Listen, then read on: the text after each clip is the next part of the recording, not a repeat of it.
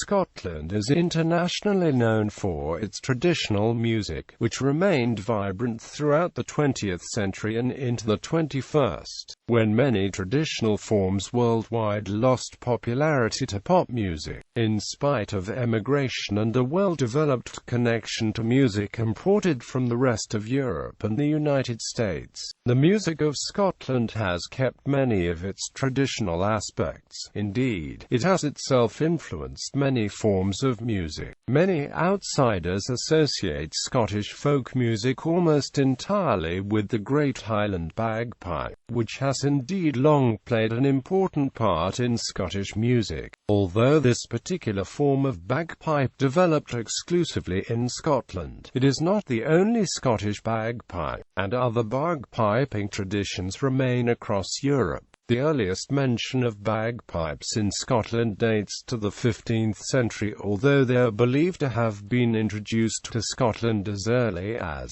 the 6th century by the Gaels of Ireland. The PIOBMHOI, or Great Highland Bagpipe, was originally associated with both hereditary piping families and professional pipers to various clan chiefs. Later, pipes were adopted for use in other venues, including military marching. Piping clans included the MacArthurs, MacDonalds, Mackays, and, especially, the Maccrimmon, who were hereditary pipers to the clan MacLeod. Early music. Stringed instruments have been known in Scotland from at least the Iron Age. The first evidence of lyres out with the Greco-Roman world were found on the Isle of Skye, dating from 2300 BC, making it Europe's oldest surviving stringed instrument. Bards, who acted as musicians, but also as poets, storytellers, historians, genealogists and lawyers, relying on an oral tradition that stretched back generations, were found in Scotland as well as Wales and Ireland, often accompanying themselves on the harp. They can also be seen in records of the Scottish courts throughout the medieval period. Scottish church music from the later Middle Ages was increasingly influenced by continental developments, with figures like 13th-century musical theorist Simon Taillé studying in Paris, before return to Scotland where he introduced several reforms of church music. Scottish collections of music like the 13th-century Wolf and Buttle 677, which is associated with St Andrews, contain mostly French compositions, but with some distinctive local styles. The captivity of James I in England from 1406 to 1423, where he earned a reputation as a poet and composer, may have led him to take English and continental styles and musicians back to the Scottish court on his release. In the late 15th century, a series of Scottish musicians trained in the Netherlands before returning home, including John Brune, Thomas Inglis and John Fetty, the last of whom became master of the song school in Aberdeen and then Edinburgh, introducing the new five-fingered organ playing technique. In 1501 James IV refounded the Chapel Royal within Stirling Castle, with a new and enlarged choir, and it became the focus of Scottish liturgical music. Burgundian and English influences were probably reinforced when Henry VII's daughter Margaret Tudor married James IV in 1503. James V was a major patron of music, a talented lute player. He introduced French chansons and consorts of vowels to his court and was patron to composers such as David Peebles. The Scottish Reformation, directly influenced by Calvinism, was generally opposed to church music, leading to the removal of organs and a growing emphasis on metrical psalms, including a setting by David Peebles commissioned by James Stewart, 1st Earl of Moray. The most important work in Scottish Reformed music was probably a form of prayers published in Edinburgh in 1564. The return from France of James V's daughter, Mary, Queen of Scots in 1561, renewed the Scottish court as a centre of musical patronage and performance. The Queen played the lute, virginals, and was a fine singer. She was brought many influences from the French court where she had been educated, employing lutenists and viol players in her household. Mary's position as a Catholic gave a new lease of life to the choir of the Scottish Chapel Royal in her reign, but the destruction of Scottish church organs meant that instrumentation to accompany the Mass had to employ bands of musicians with trumpets, drums, fifes, bagpipes and tabors. The outstanding Scottish composer of the era was Robert Carver, whose works included the 19-part motet O Bon Jesu. James VI, King of Scotland from 1567, was a major patron of the arts in general. He rebuilt the Chapel Royal at Stirling in 1594, and the choir was used for state occasions like the baptism of his son Henry. He followed the tradition of employing lutenists for his private entertainment, as did other members of his family. When he came south to take the throne of England in 1603 as James I, he removed one of the major sources of patronage in Scotland. The Scottish Chapel Royal was now used only for occasional state visits, as when Charles I returned in 1633 to be crowned, bringing many musicians from the English Chapel Royal for the service, and it began to fall into disrepair. From now on, the court in Westminster would be the only major source of royal musical patronage.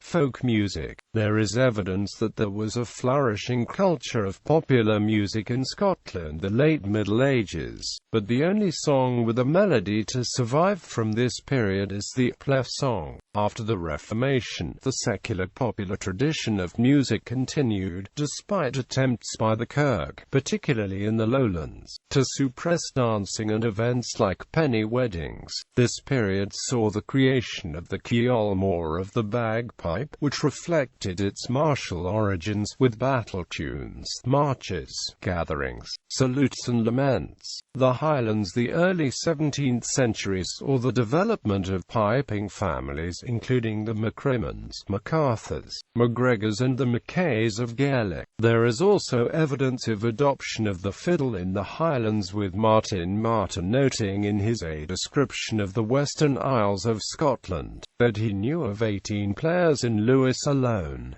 Well-known musicians included the fiddler Paddy Burney and the piper Habby Simpson. This tradition continued into the 19th century, with major figures such as the fiddlers Neil and his son Nathaniel Gow. There is evidence of ballads from this period. Some may date back to the late medieval era and deal with events and people that can be traced back as far as the 13th century. They remained an oral tradition until they were collected as folk songs in the 18th century. The earliest printed collection of secular music comes from the 17th century. Collection began to gain momentum in the early 18th century, and as the Kirk's opposition to music waned, there were a flood of publications, including Alan Ramsay's verse compendium, the Tea Table Miscellany, and the Scots Musical Museum by James Johnson and Robert Burns. For the late 19th century, there was renewed interest in traditional music, which was more academic and political in intent. In Scotland, collectors included the Reverend James Duncan and Gavin Greig.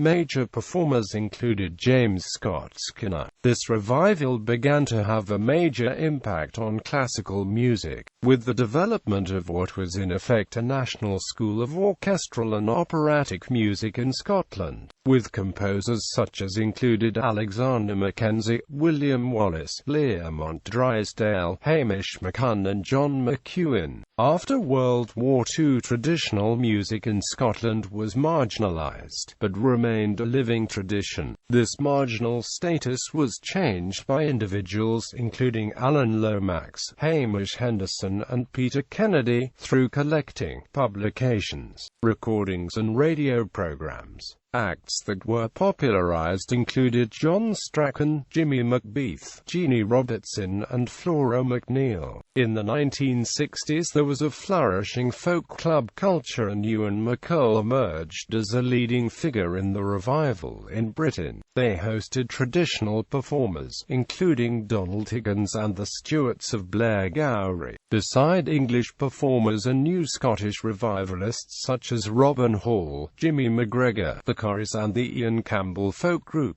There was also a strand of popular Scottish music that benefited from the arrival of radio and television, which relied on images of Scottishness derived from tartanry and stereotypes employed in music hall and variety. This was exemplified by the TV program The White Heather Club, which ran from 1958 to 1967, hosted by Andy Stewart and starring Moira Anderson and Kenneth McKenna. The fusing of various styles of American music with British folk created a distinctive form of fingerstyle guitar playing known as folk baroque, pioneered by figures including David Graham and Bert Jansch. Others totally abandoned the traditional element, including Donovan and the Incredible String Band, who have been seen as developing psychedelic folk. Acoustic groups who continued to interpret traditional material through into the 1970s included Ossian, Silly Wizard, the Boys of the Loch, Battlefield Band, the Clutha and the Whistlebinkies.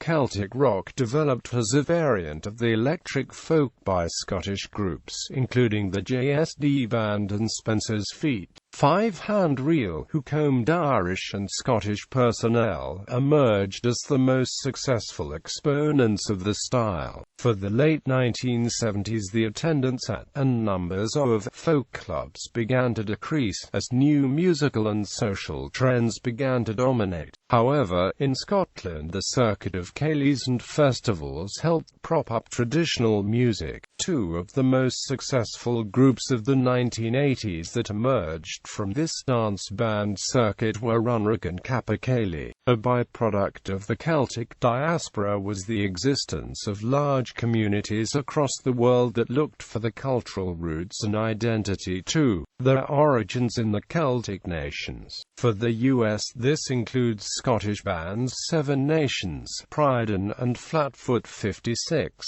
From Canada are bands such as Enter the Haggis, Great Big Sea, the Rhea Mackenzies and Spirit of the West.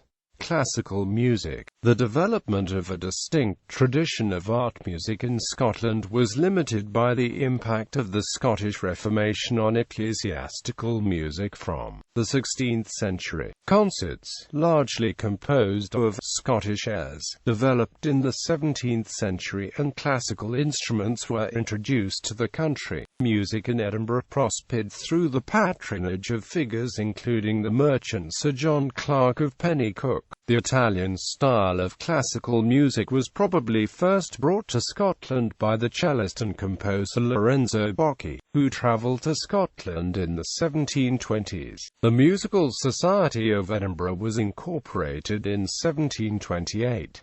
Several Italian musicians were active in the capital in this period, and there are several known Scottish composers in the classical style, including Thomas Erskine, 6th Earl of Cully, the first Scot known to have produced a symphony. In the mid-18th century, a group of Scottish composers including James Oswald and William McGibbon created the Scots drawing room style, taking primarily lowland Scottish tunes and making them acceptable to a middle-class audience. In the 1790s, Robert Burns embarked on an attempt to produce a corpus of Scottish national song contributing about a third of the songs of the Scots Musical Museum. Burns also collaborated with George Thomson in a select collection of original Scottish airs, which adapted Scottish folk songs with classical arrangements. However, Burns' championing of Scottish music may have prevented the establishment of a tradition of European concert music in Scotland, which faltered towards the end of the 18th century. For the mid-19th century, classical music began a revival in Scotland, aided by the visits of Chopin and Mendelssohn in the 1840s. By the late 19th century, there was in effect a national school of orchestral and operatic music in Scotland, with major composers including Alexander Mackenzie, William Wallace, Learmont Drysdale and Hamish MacCunn. Major performers included the pianist Frederick Lamond, and singers Mary Garden and Joseph Isler. After World War I, Robin Orr and Cedric Thorpe Davy were influenced by modernism and Scottish musical cadences. Eric Chisholm founded the Scottish Ballet Society and helped create several ballets. The Edinburgh Festival was founded in 1947 and led to an expansion of classical music in Scotland, leading to the foundation of Scottish opera in 1960. Important post-war composers included Ronald Stevenson, Francis George Scott, Edward Maguire, William Sweeney, Ian Hamilton, Thomas Wilson, Theo Musgrave and James Macmillan. Craig Armstrong has produced music for numerous films. Major performers include the percussionist Evelyn Glennie. Major Scottish orchestras include Royal Scottish National Orchestra, the Scottish Chamber Orchestra and the BBC Scottish Symphony Orchestra. Major venues include Glasgow Royal Concert Hall, Usher Hall, Edinburgh and Queen's Hall, Edinburgh. Pop, rock and fusion. Pop and rock were slow to get started in Scotland and produced few bands of note in the 1950s and 1960s, though thanks to accolades by David Bowie and others, the Edinburgh-based band 1-2-3, active 1966–71, have belatedly been acknowledged as a definitive precursor of the progressive rock movement. However, by the 1970s, bands such as the Average White Band, Nazareth, and the sensational Alex Harvey Band began to have international success. The biggest Scottish pop act of the 1970s, however, were undoubtedly the Bay City Rollers. Several of the members of the internationally successful rock band AC/DC were born in Scotland, including original lead singer Bon Scott and guitarists Malcolm and Angus Young, though by the time they began playing, all three had moved to Australia. George Young, Angus and Malcolm's older brother, found success as a member of the Australian band the Easy Beats, later produced some of AC/DC's records and formed a songwriting partnership with Dutch expat Harry Vander. During the 60s, Scotland contributed to innovative rock musicians who were central to the international scene: folk, psychedelia, guitarist, singer, songwriter Donovan, and blues rock, jazz rock bassist, composer Jack Bruce. Traces of Scottish literary and musical influences can be found in both Donovan's and Bruce's work. Donovan's music on 1965's Fairy Tale anticipated the British folk rock revival. Donovan pioneered psychedelic rock with Sunshine Superman in 1966. Donovan's decidedly Celtic rock directions can be found on his later albums like Open Road and H.M.S. Donovan. Donovan's session crew during the 60s included Jimmy Page, John Bonham and John Paul Jones, who would later go on to form Led Zeppelin. Donovan is said to be an early influence and encouragement for Mark Boland, founder of T-Rex. Jack Bruce co-founded Cream along with Eric Clapton and Ginger Baker in 1966, debuting with the album Fresh Cream. Fresh Cream and the launch of Cream are considered a pivotal moment in blues rock history, introducing virtuosity and improvisation to the form. Bruce, as a member of Tony Williams' Lifetime on Emergency, similarly contributed to a seminal jazz rock work that predated Bitches Brew by Miles Davis. Scotland produced a few punk bands of note, such as The Exploited, The Reezy Lows, The Skids, The Fire Engines, and The cars. However, it was not until the post-punk era of the early 1980s that Scotland really came into its own, with bands like Cockatoo Twins, Orange Juice,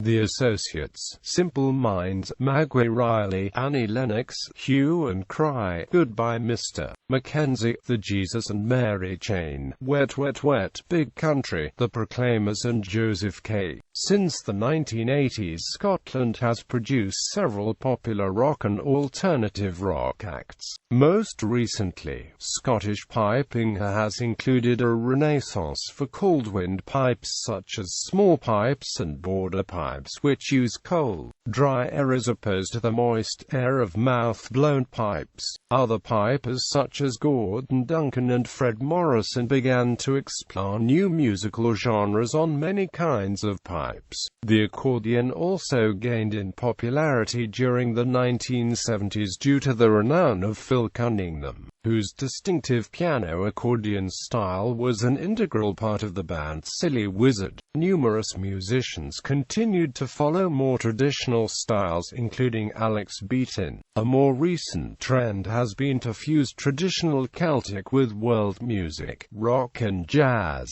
This has been championed by musicians such as Shugal Nifty, innovators of the house fusion Acid Croft, Pete Bog Fairies, The Easy Club, jazz fusion bands, Pure Abule-Mouth musicians Talith Mackenzie and Martin Swan, pioneering singers Savannah Stevenson, Heather Hayward and Christine Primrose. Other modern musicians include the late techno piper Martin Bennett, Hamish Moore, Roger Ball, Hamish Stewart, Jim Diamond, Sheena Easton and Gordon Mooney. Scotland produced many indie bands in the 1980s, Primal Scream, The Soup Dragons, The Jesus and Mary Chain, The Blue Nile, Teenage Fan Club, 18-Wheeler, The Pastels and BMX Bandits being some of the best examples. The following decade also saw a burgeoning scene in Glasgow with the likes of the almighty Arab Strap, Bellanamp, Sebastian, Camera Obscura, the Delgados,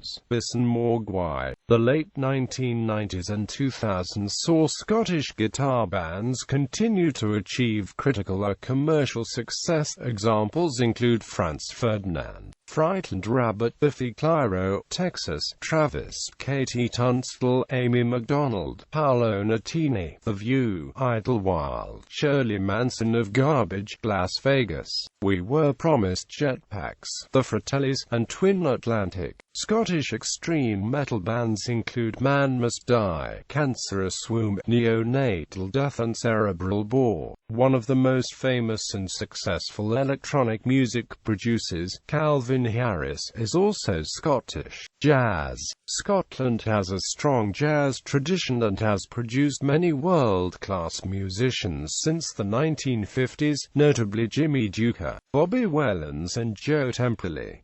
A long-standing problem was the lack of opportunities within Scotland to play with international musicians. Since the 1970s this has been addressed by Edinburgh club owner Bill Kyle and enthusiast-run organisations such as Platform and then Assembly Direct, which have provided improved performance opportunities. Perhaps the best-known contemporary Scottish jazz musician is Tommy Smith. Again, the Edinburgh Jazz and Blues Festival brings some of the best jazz musicians in the world to Scotland every year, although, increasingly, other cities also run international jazz festivals.